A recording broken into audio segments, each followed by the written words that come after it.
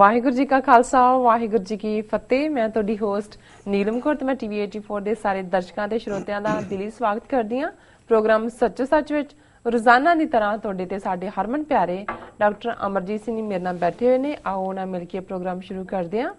ਜੀ ਡਾਕਟਰ ਸਾਹਿਬ, welcome to our show. Thank you so much. ਜੀ ਡਾਕਟਰ ਸਾਹਿਬ, ਅੱਜ 11 ਅਗਸਤ 2015 27 ਸਾਵਨ ਨਾਨਕਸ਼ਾਹੀ ਸੰਮਤ 547 ਦਾ ਦਿਨ ਹੈ ਤੇ ਪ੍ਰੋਗਰਾਮ ਦੇ ਸ਼ੁਰੂ ਵਿੱਚ ਡਾਕਟਰ ਸਾਹਿਬ ਤੁਸੀਂ ਅੱਜ ਕਿਹੜੇ ਅਹਿਮ ਇਸ਼ੂ ਸਾਡੇ ਦਰਸ਼ਕਾਂ ਨਾਲ ਸਾਂਝੇ ਕਰਨ ਜਾ ਰਹੇ ਹੋ? ਦੇਖੋ, ਅੱਜ ਪ੍ਰੋਗਰਾਮ ਦੀ ਸ਼ੁਰੂਆਤ ਅਸੀਂ ਸੂਫੀ ਫਕੀਰ ਸਾਈਂ Mian Mir,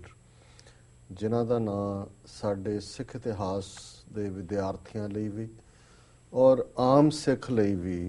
house hold word ਹੈ ਜੀ, ਕਿਉਂਕਿ ਜਦੋਂ ਹੀ ਅਸੀਂ ਹਰਿਮੰਦਰ ਸਾਹਿਬ ਦਾ ਜ਼ਿਕਰ ਕਰਦੇ ਹਾਂ, ਦਰਬਾਰ ਸਾਹਿਬ ਦਾ ਜ਼ਿਕਰ ਕਰਦੇ ਹਾਂ,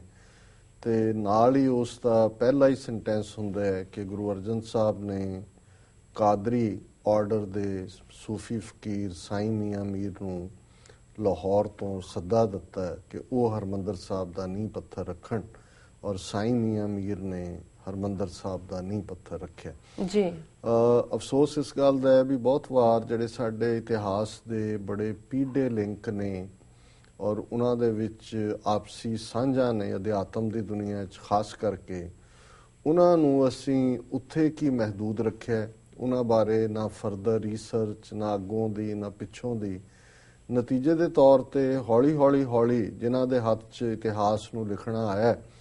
ਉਹ ਬੇਸ਼ੱਕ ਹਿੰਦੂ ਇਤਿਹਾਸਕਾਰ ਸਨ ਬੀਤੇ ਦੇ, ਸੋਹਣ ਲਾਲ ਸੂਰੀ ਵਰਗੇ ਰੋਜ਼ਨਾਮਚਾ ਲਿਖਣ ਵਾਲੇ, ਲਾਹੌਰ ਦਰਬਾਰ ਦਾ, ਸਰਕਾਰੇ ਖਾਲਸਾ ਦਾ, ਜਾਂ ਬੂਟੇ ਸ਼ਾਹ ਵਰਗੇ ਮੁਤਸਬੀ ਜਿਹੜਾ ਬਟਾਲੇ 'ਚ ਬੈਠਾ ਸੀ ਔਰ ਮੁਤਸਬ ਨਾਲ ਭਰਿਆ ਸੀ, ਉਹ ਲੋਕ ਸਨ, ਜਾਂ ਜਿਹੜੇ ਹਮਲਾਵਰ ਅਹਿਮਦ ਸ਼ਾਹ ਅਬਦਾਲੀ ਵਰਗੇ ਆਏ, ਕਾਜ਼ੀ ਨੂਰ ਮੁਹੰਮਦ ਵਰਗੇ, ਉਹਨਾਂ ਦੇ ਹੱਥ ਸੀ ਉਹਨਾਂ ਨੇ ਕੀ ਲਿਖਣਾ ਜੀ। ਫਿਰ ਅੰਗਰੇਜ਼ਾਂ ਦੇ ਹੱਥ ਆ ਗਿਆ, ਉਹਨਾਂ ਨੇ ਵੀ ਬੇਸ਼ੱਕ ਇੱਕ ਪਾਸੇ ਸਿੱਖ ਧਰਮ ਨੂੰ ਉਹਨਾਂ ਨੇ ਅਡਰੇ ਧਰਮ ਦੇ ਤੌਰ ਤੇ ਮਾਨਤਾ ਦਿੱਤੀ, ਪਰ ਬਹੁਤ ਸਾਰੀਆਂ ਚੀਜ਼ਾਂ ਉਹਨਾਂ ਨੇ ਆਪਣੇ ਆਪ ਨੂੰ ਸੂਟ ਕਰਾਉਣ ਲਈ ਵੀ ਜਿਹੜੀਆਂ ਉਸ ਦੇ ਵਿੱਚ ਤਬਦੀਲੀਆਂ ਜਿਹੜੀਆਂ ਨੇ ਕੀਤੀਆਂ। ਔਰ ਮੈਂ ਸਮਝਦਾ ਹਾਂ ਵੀ ਇਹ ਜਿਹੜੀਆਂ ਸਾਡੀਆਂ ਇਤਿਹਾਸਕ ਸਾਂਝਾਂ ਨੇ ਜਿਨ੍ਹਾਂ ਦਾ ਆਧਾਰ ਅਧਿਆਤਮਕ ਹੈ, ਔਰ ਅਕਸਰ ਇਸ ਪ੍ਰੋਗਰਾਮ 'ਚ ਮੈਂ ਇਸ ਗੱਲ ਨੂੰ ਕਈ ਵਾਰ ਕਿਹਾ ਕਿ ਭਾਈ ਮਰਦਾਨੇ ਦੀ ਰਬਾਬ ਤੇ ਗੁਰੂ ਨਾਨਕ ਸਾਹਿਬ ਦੀ ਬਾਣੀ ਜਿਹੜੀ ਹੈ ਉਹ ਇਨਸੈਪਰੇਬਲ ਹੈ। ਹੁਣ ਜੇ ਗੁਰੂ ਨਾਨਕ ਸਾਹਿਬ ਫਰਮਾਉਂਦੇ ਨੇ ਕਿ ਮਰਦਾਨਿਆਂ ਰਬਾਬ ਬਜਾਏ, ਕਾਈ ਗੱਲ ਕਾਈ ਸਿਫਤ ਸਲਾਹ ਨਿਰੰਕਾਰ ਦੀ ਕਰੀਏ, ਜਾਂ ਕਈਆਂ ਹਵਾਲਿਆਂ 'ਚ ਕਿ ਬਾਣੀ ਆਈ ਹੈ, ਤੇ ਹੁਣ ਭਾਈ ਮਰਦਾਨਾ ਜਿਹੜਾ ਕਿ ਬਹੁਤ ਇਸ ਫੀਲਡ ਦਾ, ਮਿਊਜ਼ਿਕ ਦਾ ਵੀ ਆਪਣੇ ਪੀਰੀਅਡ 'ਚ ਮਾਹਿਰ ਹੋਏਗਾ, ਲੇਕਿਨ ਉਸ ਦੇ ਨਾਲ ਜਿਵੇਂ ਭਾਈ ਮਰਦਾਨੇ ਨੇ ਆਪਣੀ ਸਾਰੀ ਜ਼ਿੰਦਗੀ ਡੈਡੀਕੇਟ ਕੀਤੀ, ਉਮਰ ਦੇ ਵਿੱਚ ਉਹ ਗੁਰੂ ਸਾਹਿਬ ਤੋਂ ਥੋੜ੍ਹਾ ਜਿਹਾ ਵੱਡਾ ਸੀ, ਪਰ ਜੇ ਅਸੀਂ ਗੁਰੂ ਨਾਨਕ ਸਾਹਿਬ ਦੇ ਹਵਾਲੇ ਨਾਲ ਚੜ੍ਹਿਆ ਸੋਧਣ ਧਰਤ ਲੁਕਾਈ ਦਾ ਜ਼ਿਕਰ ਕਰਦੇ ਕਿ ਕਿਵੇਂ ਉਹਨਾਂ ਨੇ ਆਪਣੇ ਮਹਿਲ, ਮਾਤਾ ਸੁਲੱਖਣੀ, ਆਪਣੇ ਦੋ ਬੱਚੇ ਛੋਟੇ ਛੋਟੇ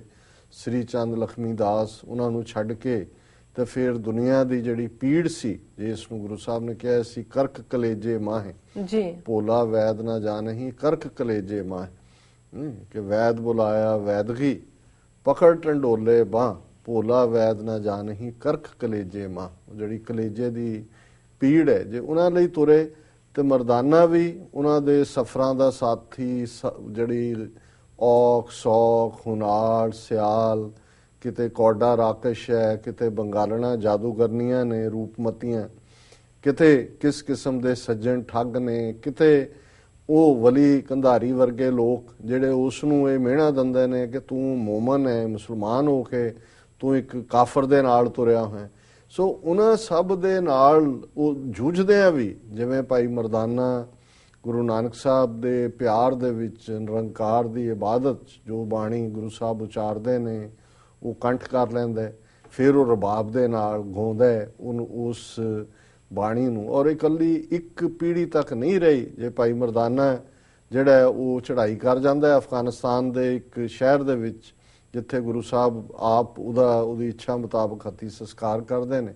ਤੇ ਫਿਰ ਉਸ ਦਾ ਬੇਟਾ, ਸ਼ਾਇਦ ਮੁਰਾਦ ਉਹਦਾ ਨਾਂ ਹੈ, ਉਹ ਜਿਹੜਾ ਉਹ ਗੁਰੂ ਨਾਨਕ ਸਾਹਿਬ ਨੂੰ ਆ ਕੇ ਜਦੋਂ ਮਿਲਦਾ ਹੈ ਤਾਂ ਗੁਰੂ ਨਾਨਕ ਸਾਹਿਬ ਦੱਸਦੇ ਨੇ ਕਿ ਤੁਹਾਡੇ ਪਿਤਾ ਜੀ ਤਾਂ ਜਿਹੜੇ ਨੇ ਉਹ ਚਲੇ ਗਏ ਜੀ, ਔਰ ਫਿਰ ਮੁਰਾਦ ਦੀਆਂ ਸੇਵਾਵਾਂ ਨੇ ਗੁਰੂ ਅੰਗਦ ਸਾਹਿਬ ਦੇ ਦਰਬਾਰ 'ਚ, ਫਿਰ ਅੱਗੋਂ ਉਹਨਾਂ ਦਾ ਸੋ ਸੱਤੇ ਬਲਵੰਡ ਤੱਕ ਪਹੁੰਚਦੇ ਹਾਂ, ਅਸੀਂ ਦੇਖਦੇ ਹਾਂ ਕਿ ਕਿਵੇਂ ਹੁਣ ਇਸ ਪਾਰਟ ਨੂੰ ਅਸੀਂ ਬਹੁਤ ਸਾਰਾ ਜਿਹੜਾ ਹੈ ਉਹਦੀ ਕੰਟੀਨਿਊਟੀ ਤਾਂ ਕੀ ਕਰਨੀ ਸੀ, ਜਿਹੜੀ ਸਾਂਝ ਸੀ ਮਿਸਟਿਕ ਦੁਨੀਆ ਦੀ, ਇਸ ਨੂੰ ਅਸੀਂ ਅੱਗੇ ਨਹੀਂ ਤੋਰਿਆ। ਹੁਣ ਇਸੇ ਤਰ੍ਹਾਂ ਅੱਜ ਜਦੋਂ ਅਸੀਂ ਸਾਈਂ ਮੀਆਂ ਮੀਰ ਦੇ ਹਵਾਲੇ ਨਾਲ ਗੱਲ ਕਰ ਰਹੇ ਹਾਂ, ਸੋ ਸਾਨੂੰ ਕਦੇ ਅਸੀਂ ਉਸ ਪਿਛੋਕੜ 'ਚ ਜਾਣ ਦੀ ਕੋਸ਼ਿਸ਼ ਨਹੀਂ ਕੀਤੀ। ਹੁਣ ਗੁਰੂ ਅਰਜਨ ਸਾਹਿਬ ਬੜੀ ਯੰਗ ਉਮਰ ਦੇ ਵਿੱਚ, ਔਰ ਜਿਹੜਾ ਇਤਿਹਾਸਕ ਵੇਰਵਾ ਮੈਂ ਸਮਝਦਾ ਵੀ ਸਾਈਂ ਮੀਆਂ ਮੀਰ ਨਾਲ ਪਹਿਲੀ ਮੁਲਾਕਾਤ ਹੋਣ ਤੋਂ ਪਹਿਲਾਂ ਸੰਭਵ ਹੈ, ਕਿਉਂਕਿ ਗੁਰੂ ਰਾਮਦਾਸ ਜੀ ਉਹਨਾਂ ਦਾ ਜਿਹੜਾ ਜਨਮ ਸਥਾਨ ਹੈ ਉਹ ਚੂਨਾ ਮੰਡੀ ਲਾਹੌਰ ਹੈ, ਔਰ ਸਾਈਂ ਮੀਆਂ ਮੀਰ ਬੇਸ਼ੱਕ ਉਹਨਾਂ ਦਾ ਜਨਮ ਤਾਂ ਸੀ ਸਥਾਨ ਸਿੰਧ ਦੇ ਵਿੱਚ ਹੁੰਦਾ ਹੈ, ਪਰ ਉਹਨਾਂ ਨੇ ਜ਼ਿੰਦਗੀ ਦਾ ਬਹੁਤ ਸਾਰਾ ਹਿੱਸਾ ਜਿਹੜਾ ਹੈ ਉਹ ਲਾਹੌਰ ਦੇ ਵਿੱਚ ਹੀ, ਉਸ ਦਾ ਨਾਂ ਵੀ ਬੇਗਮਪੁਰ ਹੈ, ਔਰ ਸੰਭਵ ਹੈ ਕਿ ਇਹ ਬੇਗਮਪੁਰਾ ਨਾਂ ਵੀ ਉਹਨਾਂ ਨੇ ਦਿੱਤਾ ਹੋਏ ਉਸ ਏਰੀਆ ਨੂੰ, ਆਬਾਦੀ ਨੂੰ। ਉਹ ਜਦੋਂ ਅਸੀਂ ਗੁਰੂ ਗ੍ਰੰਥ ਸਾਹਿਬ ਦੀ ਬਾਣੀ 'ਚ ਭਗਤ ਰਵਿਦਾਸ ਜੀ ਦਾ ਇਹ ਸ਼ਬਦ ਪੜ੍ਹਦੇ ਹਾਂ, ਬੇਗਮਪੁਰਾ ਸ਼ਹਿਰ ਕੋ ਨਾਓ, ਦੁੱਖ ਦੋ ਨਹੀਂ ਤੈ ਠਾਓ,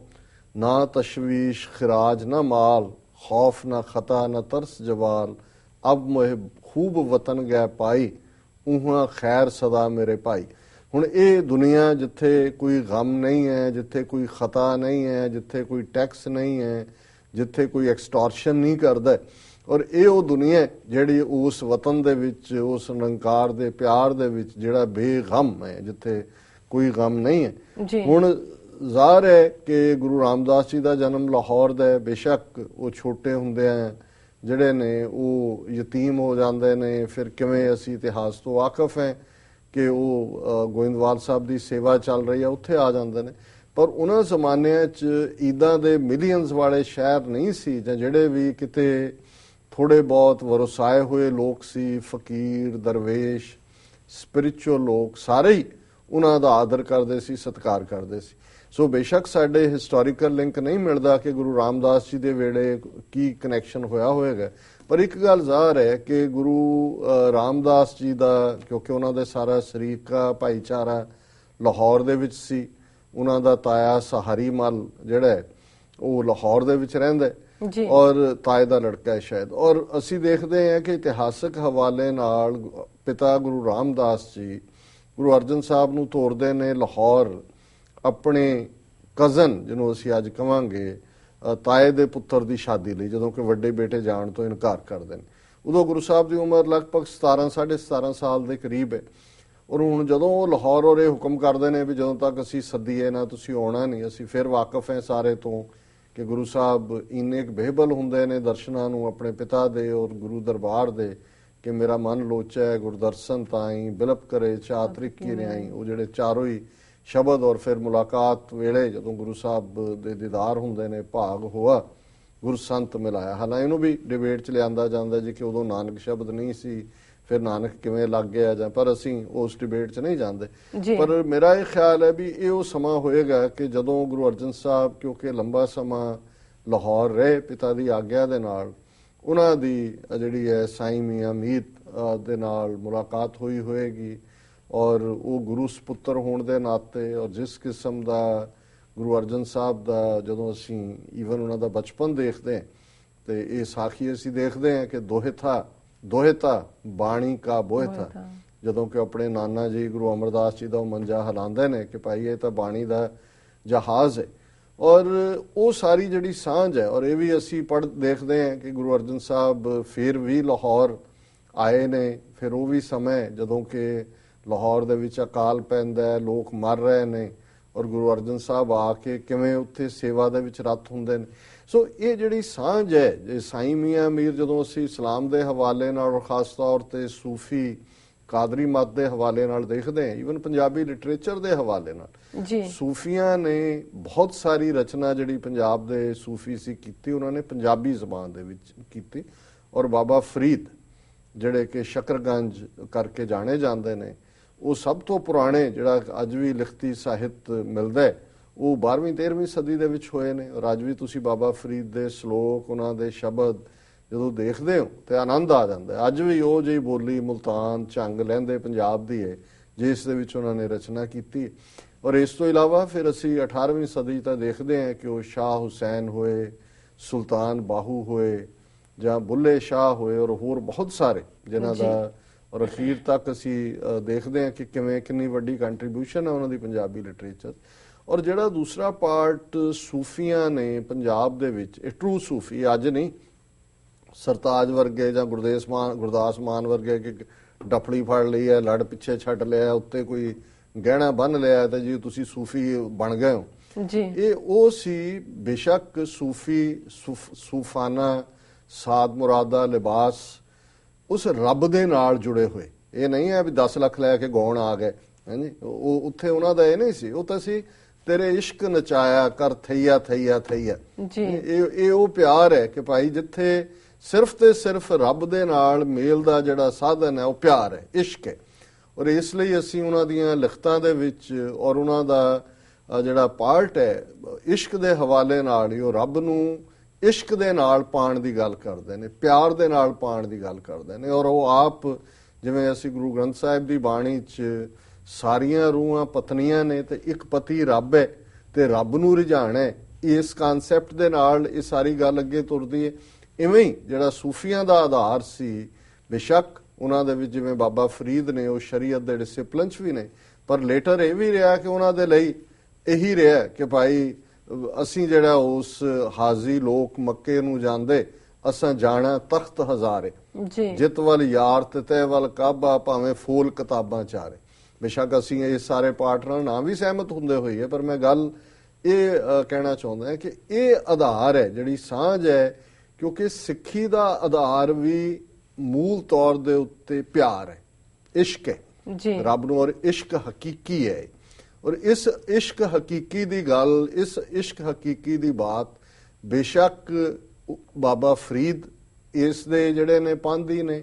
ਜਾਂ ਦੂਸਰੇ ਭਗਤ ਜਨ ਨੇ, ਭਗਤ ਰਵਿਦਾਸ ਜੀ, ਕਬੀਰ ਜੀ, ਜਿਨ੍ਹਾਂ ਨੇ ਸਾਰਾ ਕਰਮ ਕਾਂਡ ਔਰ ਬ੍ਰਾਹਮਣਵਾਦ ਔਰ ਇਹ ਸਾਰਾ ਜਿਹੜਾ ਸੀ ਉਸ ਨੂੰ ਭੰਨਿਆ। ਔਰ ਇਹੀ ਸਾਂਝ ਹੈ, ਔਰ ਸਾਈਂ ਮੀਆਂ ਮੀਰ ਦੇ ਨਾਲ ਇਹ ਸਾਂਝ ਇੰਨੀ ਡੂੰਘੀ ਹੁੰਦੀ ਹੈ ਕਿ ਅਸੀਂ ਦੇਖਦੇ ਹਾਂ ਕਿ ਜਦੋਂ ਇੱਕ ਮਨੁੱਖਤਾ ਦਾ ਘਰ, ਹਰਮੰਦਰ ਹਰੀ ਮੰਦਰ, ਮੰਦਰ ਘਰ ਨੂੰ ਕਹਿੰਦੇ ਸੀ ਪੁਰਾਣੀ ਪੰਜਾਬੀ 'ਚ ਜੀ, ਰੱਬ ਦਾ ਘਰ। ਹੁਣ ਜਦੋਂ ਰੱਬ ਦੇ ਘਰ ਦਾ, ਔਰ ਇਹ ਬੜੀ ਇੱਕ ਯੂਨੀਕ ਗੱਲ ਹੈ ਕਿ ਕਿੱਥੇ ਉਸ ਸੱਭਿਅਤਾ ਦੇ ਵਿੱਚ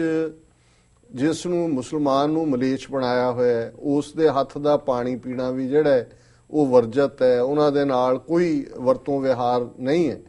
ਤੇ ਉੱਥੇ ਜਿੱਥੇ ਮੰਦਰ ਬਣ ਰਿਹਾ ਹੈ, ਉਹ ਰੱਬ ਦਾ ਘਰ ਬਣ ਰਿਹਾ ਹੈ, ਸਿੱਖੀ ਦਾ ਕੇਂਦਰ ਬਣ ਰਿਹਾ ਹੈ, ਉਸ ਦਾ ਨੀਂਹ ਪੱਥਰ ਸਾਈਂ ਮੀਆਂ ਮੀਰ ਤੋਂ ਰਖਵਾਇਆ ਜਾਂਦਾ ਹੈ। ਔਰ ਇਹ ਨਹੀਂ ਹੈ ਗੁਰੂ ਸਾਹਿਬ ਆਪਣੇ 50 ਤੋਂ ਜ਼ਿਆਦਾ ਸਿੱਖ, ਇੱਕ ਸਾਡੀ ਪਰੰਪਰਾ ਮੁਤਾਬਕ ਹੈ, ਉਹਨਾਂ ਨੂੰ ਲਾਹੌਰ ਭੇਜਦੇ ਨੇ। ਔਰ ਉਸ ਵੇਲੇ ਜਿਵੇਂ ਵੱਡੇ ਕਾਦਰੀ ਆਰਡਰ ਦੇ ਜਾਂ ਉੱਚ ਦੇ ਪੀਰ ਜਾਂ ਦੂਜੇ ਸੀ, ਵੱਡੀਆਂ ਪਾਲਕੀਆਂ ਦੇ ਵਿੱਚ ਜਾਂਦੇ ਸੀ, ਉਹਨਾਂ ਨੂੰ ਆਨਰ ਦੇ ਨਾਲ ਪਾਲਕੀ ਦੇ ਵਿੱਚ ਲਾਹੌਰ ਤੋਂ ਲਿਆਂਦਾ ਜਾਂਦਾ ਹੈ, ਉਹ ਨੀਂਹ ਪੱਥਰ ਰੱਖਦੇ ਨੇ। ਔਰ ਜਦੋਂ ਬਾਣੀ ਦੀ ਰਚਨਾ, ਹੁਣ ਲਗਭਗ ਅੱਧਾ ਗੁਰੂ ਗ੍ਰੰਥ ਸਾਹਿਬ, ਗੁਰੂ ਅਰਜਨ ਸਾਹਿਬ ਦੀ ਮੁਖਾਰਬਿੰਦ ਚੋਂ ਉਹਨਾਂ ਦੇ ਅੰਦਰੋਂ ਇਹ ਬਾਣੀ ਆਈ ਹੈ। ਔਰ ਸਾਈਂ ਮੀਆਂ ਮੀਰ ਬਹੁਤ ਸਾਰੇ ਜਿਹੜੇ ਉਹਨਾਂ ਦੇ ਬਾਣੀ ਦੇ ਜਿਹੜੇ ਸ਼ਬਦ ਨੇ ਉਹਨਾਂ ਦੇ ਨਾਲ ਉਹ ਜੁੜੇ ਹੋਏ ਵੀ ਸਨ, ਉਸ ਦੀ ਵਿਚਾਰ ਚਰਚਾ ਵੀ ਕਰਦੇ ਸਨ। ਬੇਸ਼ੱਕ ਇਹਦਾ ਸਾਧਨ ਮੈਨੂੰ ਯਾਦ ਨਹੀਂ ਹੈ, ਪਰ ਮੈਨੂੰ ਇਹ ਜ਼ਰੂਰ ਇਹਦਾ ਸੋਰਸ ਯਾਦ ਨਹੀਂ ਹੈ, ਪਰ ਮੈਨੂੰ ਯਾਦ ਹੈ ਕਿ ਵੀ ਇਹ ਮੈਂ ਜ਼ਰੂਰ ਬਚਪਨ ਦੇ ਵਿੱਚ ਪੜ੍ਹਿਆ ਕਿ ਜਦੋਂ ਸੁਖਮਣੀ ਸਾਹਿਬ ਉਹਨਾਂ ਨੇ ਸਾਈਂ ਜੀ ਨੇ ਪੜ੍ਹਿਆ, ਔਰ ਉਹਦੇ 'ਚ ਜਿਹੜਾ ਇਹ ਪਤਾ ਉਸ ਤੇ ਉਹਨਾਂ ਨੇ ਗੁਰੂ ਸਾਹਿਬ ਦੇ ਉੱਤੇ ਜਿਹੜਾ ਉਹ ਕਿਹਾ ਵੀ ਕਿ ਵੀ ਇਹ ਸੱਚਮੁੱਚ ਇਸ ਤਰ੍ਹਾਂ ਹੁੰਦਾ ਹੈ ਜਾਂ ਹੋ ਸਕਦਾ ਹੈ। ਔਰ ਉਹ ਪਤਾ ਸੀ ਕਿ ਤੈਸਾ ਹਰਖ ਤੈਸਾ ਉਸ ਸੋਗ, ਸਦਾ ਆਨੰਦ ਤੈ ਨਹੀਂ ਵਿਯੋਗ, ਤੈਸਾ ਸਵਰਨ ਤੈਸੀ ਉਸ ਮਾਟੀ, ਤੈਸਾ ਅੰਮ੍ਰਿਤ ਤੈਸੀ ਬਿਖ ਖਾਟੀ, ਤੈਸਾ ਮਾਨ ਤੈਸਾ ਅਭਿਮਾਨ, ਤੈਸਾ ਰੰਕ ਤੈਸਾ ਰਾਜਾਨ, ਜੋ ਵਰਤਾਏ ਸਾਈ ਜੁਗਤ, ਨਾਨਕ ਉਹ ਪੁਰਖ ਕਹੀ ਹੈ ਜੀਵਨ ਮੁਕਤ। ਕਿ ਹੁਣ ਜੀਵਨ ਮੁਕਤੀ ਦੇ ਕੀ ਅਰਥ ਨੇ? ਜਿਹੜਾ ਜਿਉਂਦਿਆਂ ਮੁਕਤ ਹੈ ਕਿ ਹਰਖ ਤੇ ਸੋਗ, ਆਨੰਦ ਹਰਖ ਔਰ ਸੋਗ ਔਰ ਖੁਸ਼ੀ ਔਰ ਗਮੀ, ਅੰਮ੍ਰਿਤ ਔਰ ਜ਼ਹਿਰ, ਮਾਨ ਤੇ ਅਭਿਮਾਨ, ਰਾਜਾ ਤੇ ਰੰਕ, ਇਸ ਸਭ ਨੂੰ ਜੋ ਵੀ ਜੁਗਤ 'ਚ ਵਾਪਰ ਰਿਹਾ ਹੈ ਵੇ ਆਫ ਲਾਈਫ, ਉਹਨਾਂ ਨੂੰ ਸਮ ਕਰਕੇ ਜਾਣੇ ਜੀ। ਔਰ ਗੁਰੂ ਸਾਹਿਬ ਨੂੰ ਉਹਨਾਂ ਨੇ ਕਿਹਾ ਜੀ ਸੱਚਮੁੱਚ ਇਹ ਸੰਭਵ ਹੈ ਇਸ ਕਿਸਮ ਦਾ? ਤੇ ਗੁਰੂ ਸਾਹਿਬ ਨੇ ਕਿਹਾ ਕੋਈ ਨਹੀਂ ਸਾਈਂ ਜੀ ਦਾ ਜਵਾਬ ਤੁਹਾਨੂੰ ਇਹ, ਕਿਉਂਕਿ ਜਦੋਂ ਅਸੀਂ ਸੂਫੀਆਨਾ ਹਵਾਲੇ ਨਾਲ ਗੱਲ ਕਰਦੇ ਹਾਂ, ਬਹੁਤ ਸਾਰੀਆਂ ਚੀਜ਼ਾਂ ਇਸ ਮਿਸਟਿਕ ਦੁਨੀਆ ਦੇ ਵਿੱਚ ਇਵੇਂ ਤੁਰਦੀਆਂ ਨੇ, ਇਹਨਾਂ ਨੂੰ ਤੁਸੀਂ ਲੌਜਿਕ ਜਾਂ ਦਲੀਲ ਦੇ ਨਾਲ ਨਹੀਂ ਬਿਆਨ ਕਰ ਸਕਦੇ। ਔਰ ਫਿਰ ਜਿਹੜੀ ਸਾਡੀ ਉਸ ਪਰੰਪਰਾ ਜਾਂ ਮੇਰੀ ਯਾਦਾਸ਼ਤ 'ਚ ਹੈ ਕਿ ਗੁਰੂ ਸਾਹਿਬ ਤੱਤੀ ਤਵੀ ਤੇ ਬੈਠੇ ਨੇ, ਸਿਰ ਤੇ ਰੇਤ ਪੈ ਰਹੀ ਹੈ ਔਰ ਸਾਈਂ ਮੀਆਂ ਮੀਰ ਹਾਲੋਂ ਬੇਹਾਲ ਨੇ, ਔਰ ਜਿਹਨੂੰ ਸਾਡੇ 'ਚ ਹਾ ਦਾ ਨਾਰਾ ਮਾਰਿਆ ਔਰ ਉਹਨਾਂ ਨੇ ਕਿਹਾ ਕਿ ਤੁਸੀਂ ਹੁਕਮ ਕਰੋ ਤੇ ਮੈਂ ਆ ਕਰ ਸਕਦਾ। ਤੇ ਗੁਰੂ ਸਾਹਿਬ ਨੇ ਉਹਨਾਂ ਨੂੰ ਕਿਹਾ ਕਿ ਸਾਈਂ ਜੀ ਕਦੇ ਤੁਸੀਂ ਜੀਵਨ ਮੁਕਤ ਦੇ ਅਰਥ ਪੁੱਛੇ ਸਨ ਜੀ, ਔਰ ਅੱਜ ਦੇਖੋ ਕਿ ਕੀ ਅਕਾਲ ਪੁਰਖ ਦੀ ਬਖਸ਼ਿਸ਼ ਦੇ ਨਾਲ ਮੈਂ ਉਹਨਾਂ ਅਰਥਾਂ ਦੇ ਉੱਤੇ ਪੂਰਾ ਉਤਰ ਰਿਹਾ ਕਿ ਨਹੀਂ ਉਤਰ ਰਿਹਾ। ਔਰ ਉਸ ਸਾਰੇ ਨੂੰ ਹੀ ਜਦੋਂ ਅਸੀਂ, ਇਹ ਤਾਂ ਉਹਨਾਂ ਦਾ ਅਧਿਆਤਮਕ ਡਾਇਲੌਗ ਹੋਏਗਾ ਜਿਹਦੇ ਕੋਈ ਸਾਨੂੰ ਨਹੀਂ ਪਤਾ ਹੈ ਕਿ ਵੀ ਉਹ ਕੀ ਫਕੀਰਾਂ ਦੀ ਦੁਨੀਆ 'ਚ ਸੀ, ਲੇਕਿਨ ਉਸ ਨੂੰ ਪ੍ਰਿੰਸੀਪਲ ਗੰਗਾ ਸਿੰਘ ਨੇ 20th ਸੈਂਚੁਰੀ ਜਿਹੜੇ ਇੱਕ ਬੜੇ ਵੱਡੇ ਸਪੀਕਰ ਵੀ ਔਰ ਇੱਕ ਫਿਲਾਸਫਰ ਟਾਈਪ ਸਨ, ਉਹਨਾਂ ਨੇ ਆਪਣੇ ਸ਼ਬਦਾਂ ਦੇ ਵਿੱਚ ਕਿਹਾ ਕਿ ਚਾਰ ਤਰਫ ਅੱਗ ਬਰਸੇ, ਸੇਕ ਸੀ ਤਨ ਸਾੜਦਾ, ਛਾਲੇ ਛਾਲੇ ਹੋ ਗਿਆ ਜੁੱਸਾ, ਸੱਚੀ ਸਰਕਾਰ ਦਾ ਸਾਈਂ ਮੀਆਂ ਮੀਰ ਡਿੱਠਾ, ਹਾਲ ਆ ਜਦ ਯਾਰ ਦਾ, ਉਹ ਹੋ ਵਿਆਕੁਲ ਰੋ ਪਿਆ, ਰੋਏ ਤੇ ਤਾਹੀਂ ਮਾਰਦਾ, ਸੁਣ ਕਿਹਾ ਸਤਿਗੁਰ ਮੀਆਂ, ਛੋੜੋ ਪ੍ਰੀਤੀ ਚਾਮ ਸੇ, ਕਿਆ ਹੁਆ ਤਨ ਜਲ ਰਹਾ, ਹਮ ਸ਼ਾਂਤ ਹੈ ਹਰੀ ਨਾਮ ਸੇ। ਸੋ ਇਹ ਜਿਹੜਾ ਇੱਕ ਬਹੁਤ ਵੱਡਾ ਜਿਹੜੀ ਵਿਟਨੈਸ ਹੈ ਸਾਈਂ ਮੀਆਂ ਮੀਰ ਦੀ ਹਿਸਟਰੀ ਦੇ ਉਸ ਟਰਨ ਦੇ ਉੱਤੇ, ਜਦੋਂ ਸਾਡੇ ਪਹਿਲੇ ਸ਼ਹੀਦ ਗੁਰੂ ਇਸ ਸ਼ਹਾਦਤ ਦੇ ਰਸਤੇ ਤੇ ਚੱਲਦੇ ਨੇ। ਔਰ ਸਾਈਂ ਮੀਆਂ ਮੀਰ ਦਾ ਰੋਲ ਜਿਹੜਾ ਹੈ ਇਹ ਜਹਾਂਗੀਰ ਜਾਂ ਉਸ ਵੇਲੇ ਦੀ ਜਿਹੜੀ ਮੌਲਾਨਾ ਲੌਬੀ ਹੈ ਉਸ ਤੋਂ ਬਿਲਕੁਲ ਡਿਫਰੈਂਟ ਹੈ। ਫਿਰ ਜਿਹੜੇ ਸਾਜ਼ਿਸ਼ ਕਰ ਰਹੇ ਨੇ ਬ੍ਰਾਹਮਣਵਾਦੀ ਥਾਟ, ਜਿਨ੍ਹਾਂ ਦੇ ਨਾਲ ਕਦੇ ਚੰਦੂ ਉਹਨਾਂ ਦਾ ਲੀਡਰ ਬਣਿਆ ਹੋਇਆ ਹੈ, ਫਿਰ ਉਹ ਇਸ ਗੱਲ ਨੂੰ ਯਕੀਨੀ ਬਣਾਉਂਦੇ ਨੇ ਕਿ ਗੁਰੂ ਹਰਗੋਬਿੰਦ ਸਾਹਿਬ ਨੂੰ ਸਲਾਖਾਂ ਦੇ ਪਿੱਛੇ ਗਵਾਲੀਅਰ ਦੇ ਕਿਲੇ 'ਚ ਕੈਦ ਕਰਨਾ। ਔਰ ਫਿਰ ਸਾਈਂ ਮੀਆਂ ਮੀਰ ਦਾ ਰੋਲ ਅਸੀਂ ਉੱਥੇ ਆਪਣੇ ਇਤਿਹਾਸ 'ਚ ਦੇਖਦੇ ਹਾਂ ਕਿ ਕਿਵੇਂ ਜਹਾਂਗੀਰ ਦੀ ਬੇਗਮ ਨੂਰ ਜਹਾਂ ਸਾਈਂ ਮੀਆਂ ਮੀਰ ਦੀ ਚੇਲੀ ਹੈ ਜੀ, ਔਰ ਉਸ ਰਾਹੀਂ, ਔਰ ਉਹਨਾਂ ਦਾ ਆਪਣਾ ਵੀ ਇੱਕ ਪ੍ਰਭਾਵ ਸੀ, ਕਾਦਰੀ ਆਰਡਰ ਦੇ ਬੜੇ ਪਾਵਰਫੁਲ ਫਕੀਰ ਸਨ ਰਾਜ ਦਰਬਾਰ 'ਚ ਵੀ। ਜਹਾਂਗੀਰ ਔਰ ਪੰਜਾਬ ਦੀ ਤਬਦੀਲੀ, ਜਿਸ ਕਿਸਮ ਨਾਲ ਬਾਬਾ ਬੁੱਢਾ ਜੀ ਭਾਈ ਗੁਰਦਾਸ ਜੀ ਨੇ ਪੀਸਫੁਲ ਐਜੀਟੇਸ਼ਨ ਸ਼ੁਰੂ ਕੀਤੀ, ਸਿੱਖਾਂ ਦੇ ਵਿੱਚ ਬੇਚੈਨੀ, ਔਰ ਜਹਾਂਗੀਰ ਦਾ ਸਿਕਿਉਰ ਹੋ ਜਾਣਾ, ਕਿਉਂਕਿ ਉਦੋਂ ਤੱਕ ਉਹਨੇ ਈਵਨ ਜਿਹੜੇ ਮੌਲਾਣਿਆਂ ਦੇ ਨਾਲ ਉਹਨੇ ਪਹਿਲਾਂ ਅਲਾਇੰਸ ਕੀਤਾ ਸੀ ਉਹਨਾਂ ਤੋਂ ਵੀ ਉਹ ਸੁਰਖਰੂ ਹੋਣਾ ਚਾਹੁੰਦਾ ਸੀ। ਔਰ ਫਿਰ ਗੁਰੂ ਹਰਗੋਬਿੰਦ ਸਾਹਿਬ ਜਿਹੜੇ ਨੇ ਗਵਾਲੀਅਰ ਦੇ ਕਿਲੇ ਤੋਂ 52 ਰਾਜਿਆਂ ਨੂੰ ਨਾਲ ਲੈ ਕੇ ਜਿਹੜੇ ਪੋਲੀਟੀਕਲ ਡਿਸੀਡੈਂਟ ਨੇ ਬਾਹਰ ਆਉਂਦੇ ਨੇ। ਫਿਰ ਅਸੀਂ ਦੇਖਦੇ ਹਾਂ ਕਿ ਗੁਰੂ ਹਰਗੋਬਿੰਦ ਸਾਹਿਬ ਔਰ ਹਜ਼ਰਤ ਮੀਆਂ ਮੀਰ ਦਾ ਮਿਲਾਪ ਜੀ। ਔਰ ਹਾਲਾਂਕਿ ਸਾਡੀ ਇੱਕ ਇਤਿਹਾਸਕ ਪਰੰਪਰਾ ਇਹ ਵੀ ਹੈ ਕਿ ਗੁਰੂ ਅਰਜਨ ਸਾਹਿਬ ਦੀ ਸ਼ਹਾਦਤ ਤੋਂ ਇੱਕਦਮ ਬਾਅਦ ਜਦੋਂ 10ਵੇਂ ਪਾਤਸ਼ਾਹ ਦੀ ਉਮਰ 11-12 ਸਾਲ ਦੇ ਲਗਭਗ ਹੈ, ਇੱਕ ਵਾਰ ਉਹ ਸਾਈਂ ਮੀਆਂ ਮੀਰ ਨੂੰ ਮਿਲਦੇ ਨੇ। ਪਰ ਫਿਰ ਇਤਿਹਾਸਕ ਜਿਹੜੀਆਂ ਨੇ ਰਵਾਇਤਾਂ, ਈਵਨ ਉਹਨਾਂ ਦੀ ਜਿਹੜੀ ਡਿਸਾਈਪਲ ਹੈ ਕੌਲਾਂ, ਜਿਹੜੀ ਕਿ ਗੁਰਬਾਣੀ ਦੇ ਨਾਲ ਜੁੜਦੀ ਹੈ ਔਰ ਕਾਜ਼ੀ ਦੀ ਜਿਹੜੀ ਹੈ ਡਾਟਰ ਹੈ, ਪਰ ਐਟ ਦਾ ਸੇਮ ਟਾਈਮ ਉਸ ਨੂੰ ਜਿਹੜਾ ਹੈ ਉਹ ਗੁਰੂ ਘਰ ਨਾਲ ਪ੍ਰੀਤ ਕਰਦੀ ਹੈ। ਔਰ ਕਿਵੇਂ ਜਿਹੜਾ ਹੈ ਉਹ ਗੁਰੂ ਹਰਗੋਬਿੰਦ ਸਾਹਿਬ ਦੀ ਸ਼ਰਨ ਆਉਂਦੀ, ਇੱਕ ਲੰਬਾ ਇਤਿਹਾਸਕ ਵਾਕਿਆ।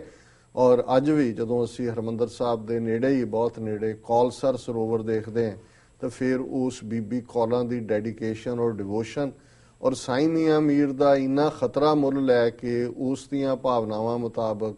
ਉਸ ਨੂੰ ਗੁਰੂ ਸਾਹਿਬ ਤੱਕ ਪਹੁੰਚਾਉਣਾ, ਇਹ ਆਪਣੇ ਆਪ ਦੇ ਵਿੱਚ ਇੱਕ ਜਿਹੜੀ ਹੈ ਬੜੀ ਯੂਨੀਕ ਉਸ ਸਾਂਝ ਦੀ ਗੱਲ ਹੈ। ਔਰ ਇਹ ਵੀ ਵੇਰਵਾ ਹੈ ਕਿ ਈਵਨ ਗੁਰੂ ਤੇਗ ਬਹਾਦਰ ਸਾਹਿਬ ਜਿਹੜੇ ਬੜੀ ਛੋਟੀ ਉਮਰ ਦੇ ਸਨ, ਉਹਨਾਂ ਦੀ ਵੀ ਮੁਲਾਕਾਤ, ਉਹ ਵੀ ਲਾਹੌਰ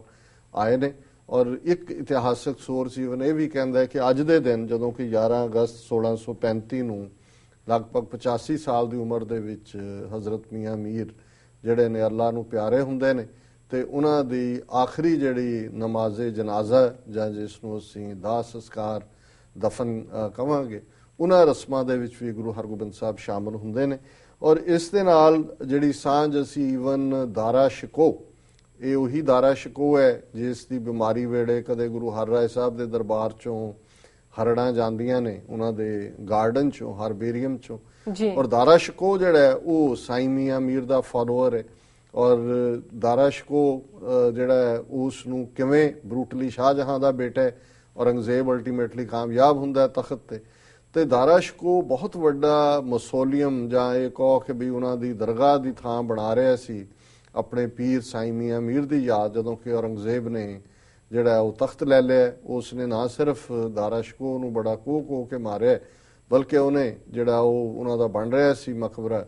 ਉਸ ਦੀਆਂ ਵੀ ਇੱਟਾਂ ਵਗੈਰਾ ਜਿਹੜੀਆਂ ਨੇ ਉਹ ਬਾਅਦ ਦੇ ਵਿੱਚ ਕਿਹਾ ਜਾਂਦਾ ਵੀ ਲਾਹੌਰ ਦੀ ਜਿਹੜੀ ਸ਼ਾਹੀ ਮਸਜਿਦ ਹੈ ਉਹਦੇ ਚ ਇਸਤੇਮਾਲ ਹੋਈਆਂ, ਪਰ ਉਹਨੇ ਉਸ ਨੂੰ ਕੰਪਲੀਟ ਨਹੀਂ ਹੋਣ ਦਿੱਤਾ। ਔਰ ਫਿਰ ਮਹਾਰਾਜਾ ਰਣਜੀਤ ਸਿੰਘ ਦੇ ਰਾਜ ਵੇਲੇ ਅਸੀਂ ਦੇਖਦੇ ਹਾਂ ਕਿ ਨਾ ਸਿਰਫ ਮਹਾਰਾਜਾ ਰਣਜੀਤ ਸਿੰਘ ਨੇ ਬਹੁਤ ਵੱਡੀ ਰਕਮ ਖਰਚ ਕੇ ਜਿਹੜੀ ਅੱਜ ਉਹਨਾਂ ਦਾ ਉੱਥੇ ਬਣਿਆ ਹੋਇਆ ਉਸ ਦੀ ਤਾਮੀਰ ਕਰਵਾਈ, ਬਟ ਸਾਲਾਨਾ ਜਿਹੜਾ ਉਹਨਾਂ ਦਾ ਉਰਸ ਜਾਂ ਜੋ ਵੀ ਉਸ ਨੂੰ ਕਹਿੰਦੇ ਨੇ ਮੇਲਾ, ਉਸ ਦੇ ਵਿੱਚ ਵੀ ਮਹਾਰਾਜਾ ਜਿਹੜੇ ਨੇ ਉਹ ਸ਼ਾਮਲ ਹੁੰਦੇ ਰਹੇ। ਸੋ ਇਹ ਸਾਡੀ ਇੰਨੀ ਵੱਡੀ ਸਾਂਝ ਹੈ, ਔਰ ਮੈਂ ਸਮਝਦਾ ਹਾਂ ਕਿ ਇਹ ਅਧਿਆਤਮ ਦੀ ਦੁਨੀਆ ਦੀ ਸਾਂਝ ਹੈ ਕਿ ਜੇ ਭਾਈ ਮਰਦਾਨਾ ਦੀ ਤੇ ਗੁਰੂ ਨਾਨਕ ਸਾਹਿਬ, ਭਾਈ ਮਰਦਾਨਾ ਸਿੱਖ ਨੇ ਗੁਰੂ ਨਾਨਕ ਦੇ, ਤੇ ਇਧਰ ਅਸੀਂ ਦੋ ਪੈਰਲਲ ਉਹ ਜਿਹੜੇ ਨੇ ਸਪਿਰਿਚੁਅਲ ਸਟਰੀਮ ਨੇ, ਇੱਕ ਪਾਸੇ ਇਸਲਾਮ ਹੈ ਜਿਹੜਾ ਕਿ ਇੱਕ ਪਿਓਰ ਲਵ ਫਾਰਮ ਚ ਹੈ, ਜਿੱਥੇ ਕਿ ਕੋਈ ਬਿਗੋਟਰੀ ਨਹੀਂ ਹੈ, ਬਿਗਟਸ ਨਹੀਂ ਨੇ, ਜਿੱਥੇ ਕੋਈ ਨਫ਼ਰਤ ਨਹੀਂ ਹੈ, ਜਿੱਥੇ ਕੋਈ ਮੂਮਨ ਕਾਫਰ ਦੀ ਗੱਲ ਨਹੀਂ ਹੈ, ਜਿੱਥੇ ਕੋਈ ਕਿਸੇ ਨੂੰ ਕਨਵਰਟ ਕਰਨ ਦੀ ਲਾਈਨ ਨਹੀਂ ਹੈ, ਕਿਸੇ ਨੂੰ ਸਿਰਫ ਉਸ ਪਿਆਰ ਵਾਂਗ, ਉਸ ਨਦੀ ਦੇ ਦੋ ਕਿਨਾਰਿਆਂ ਵਾਂਗ ਜਿਹੜੇ ਕਿ ਸੈਂਕੜਿਆਂ ਮੀਲ ਨਾਲ ਨਾਲ ਤੁਰੇ ਜਾਣਗੇ, ਉਹ ਸਾਂਝ ਹੈ, ਉਸ ਦੇ ਵਿੱਚ ਪਾਣੀ ਨਿਰੰਕਾਰ ਦਾ ਪਿਆਰ ਹੈ, ਪਰ ਉਹ ਰਸਤੇ ਨੇ ਦੋਨੋਂ ਹੀ ਜਿਹੜੇ ਕਿ ਉਸ ਨਦੀ ਨੂੰ, ਦਰਿਆ ਨੂੰ ਉਸ ਸ਼ੌਹ ਸਾਗਰ ਵੱਲ ਲੈ ਜਾਂਦੇ ਨੇ, ਜਿਸ ਸ਼ੌਹ ਸਾਗਰ 'ਚ ਜਾ ਕੇ ਫਿਰ ਪਾਣੀ ਜਿਹੜਾ ਜਲ ਕਾ ਜਲ ਹੁਆ ਰਾਮ ਵਾਂਗ ਉਸ ਦਾ ਹਿੱਸਾ ਬਣ ਜਾਂਦਾ ਹੈ। ਸੋ ਮੈਂ ਸਮਝਦਾ ਵੀ ਇਸੇ ਤਰ੍ਹਾਂ ਇਸਲਾਮ ਔਰ ਸਿੱਖੀ ਇਹ ਦੋ ਪੈਰਲਲ ਕਰੰਟ ਨੇ ਜਿਹੜੇ ਕਿ ਵਹਾਦਤ ਦੇ ਨਾਲ, ਇੱਕ ਰੱਬ ਦੇ ਕਨਸੈਪਟ ਨਾਲ, ਔਰ ਉਸ ਕਨਸੈਪਟ ਨਾਲ ਜਿਹੜਾ ਕਿ ਗੁਰੂ ਸਾਹਿਬ ਨੇ, ਪੰਜਵੇਂ ਪਾਤਸ਼ਾਹ ਨੇ ਸਾਈਂ ਮੀਆਂ ਮੀਰ ਤੋਂ ਹਰਮੰਦਰ ਸਾਹਿਬ ਦੀ ਨੀਂਹ ਰਖਾ ਕੇ ਐਸਟੈਬਲਿਸ਼ ਕੀਤਾ। ਇੱਕ ਮਿਸਟਿਕ ਬੌਂਡ ਹੈ, ਔਰ ਦੋਵੇਂ ਕੌਮਾਂ ਦੇ ਲੋਕ ਜਿਹੜੇ ਬੈਲੈਂਸਡ ਨੇ, ਜਿਨ੍ਹਾਂ ਦੇ ਅੰਦਰ ਕੋਈ ਜਿਹੜਾ ਉਧਰ ਤਬਲੀਗੀਪਨ ਨਹੀਂ ਹੈ, ਇਧਰ ਕੋਈ ਇਸ ਕਿਸਮ ਦਾ ਨਹੀਂ ਹੈ ਕਿ ਵੀ ਅਸੀਂ ਜਿਹੜਾ ਉਹ ਸਾਰੇ ਚੋਂ ਨਿਕਲ ਕੇ ਸਾਰਿਆਂ ਨੂੰ ਜ਼ਬਰਦਸਤੀ ਸਿੱਖ ਬਣਾ ਦੇਣਾ, ਜਿਵੇਂ ਬਹੁਤ ਸਾਰੇ ਇਸ ਕਿਸਮ ਦੇ ਕਨਸੈਪਟ ਕੋਈ ਕਿਸੇ ਰਾਹੀਂ ਪ੍ਰਗਟ ਹੁੰਦੇ ਨੇ। ਇੱਥੇ ਤਾਂ ਗੁਰੂ ਸਾਹਿਬ ਨੇ ਬੜੇ ਜਿਹੜੇ ਸਿੰਪਲ ਉਸ ਸਿਧਾਂਤ ਦੇ ਰਾਹੀਂ ਇਹ ਗੱਲ ਸਮਝਾਈ ਹੈ ਕਿ ਭਾਈ, ਔਰ ਇਹ ਗੱਲ ਗੁਰੂ ਨਾਨਕ ਸਾਹਿਬ ਨੇ ਮੱਕੇ ਦੇ ਵਿੱਚ, ਬਗਦਾਦ ਦੇ ਵਿੱਚ ਜਿਹੜੇ ਵੀ, ਔਰ ਸੂਫੀ ਇਸਲਾਮ ਦੇ ਸੈਂਟਰ ਮੁਲਤਾਨ ਦੇ ਵਿੱਚ ਖਲੋ ਕੇ ਸਮਝਾਈ ਸੀ। ਜਦੋਂ ਇਹ ਪੁੱਛਿਆ ਸੀ ਕਿ ਪੁੱਛਣ ਖੋਲ ਕਿਤਾਬ ਨੂੰ, ਹਿੰਦੂ ਵੱਡਾ ਕਿ ਮੁਸਲਮਾਨ ਹੋਈ, ਬਾਬਾ ਆਖੈ ਹਾਜੀਆਂ ਸ਼ੁਭ ਅਮਲਾਂ ਬਾਝੋਂ ਦੋਨੋਂ ਰੋਈ। ਸੋ ਅੱਜ ਦੇ ਇਸ ਪ੍ਰੋਗਰਾਮ ਨੂੰ ਅਸੀਂ ਸਾਈਂ ਮੀਆਂ ਮੀਰ ਜੀ ਦੀ ਯਾਦ ਨੂੰ ਸਮਰਪਿਤ ਕਰਦੇ ਹਾਂ। ਜੀ ਡਾਕਟਰ ਸਾਹਿਬ, ਤੁਹਾਡਾ ਬਹੁਤ ਬਹੁਤ ਸ਼ੁਕਰੀਆ। ਇਸ ਨਾਲ ਲੈਣੇ ਬ੍ਰੇਕ। ਵਿਊਅਰਸ, ਤੁਸੀਂ ਕਿਤੇ ਨਹੀਂ ਜਾਣਾ, ਮਿਲਦੇ ਹਾਂ ਛੋਟੇ ਜਿਹੇ ਬ੍ਰੇਕ ਤੋਂ ਬਾਅਦ।